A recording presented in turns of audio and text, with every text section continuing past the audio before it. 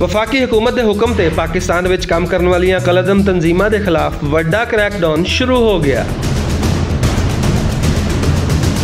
Crackdown के पहले मरहले में इस्लामाबाद ते रावलपिंडी में मौजूद कलअदम तंजीमां दीयां मस्जिदां, मदरसे ते अस्पतालां नूं सरकारी तहवील विच लै लिया गया। नैशनल एक्शन प्लान ते अमल करदे होया पाकिस्तान ने कलअदम तंजीमां के खिलाफ डिप्टी कमिश्नर की सरबराही विच क्रैकडाउन किया। अडयाला रोड ते चाकरा रोड ते बने जमात उद दावा यानी हाफिज सईद होरां दे मदरसे सरकारी तहवील विच लै गए।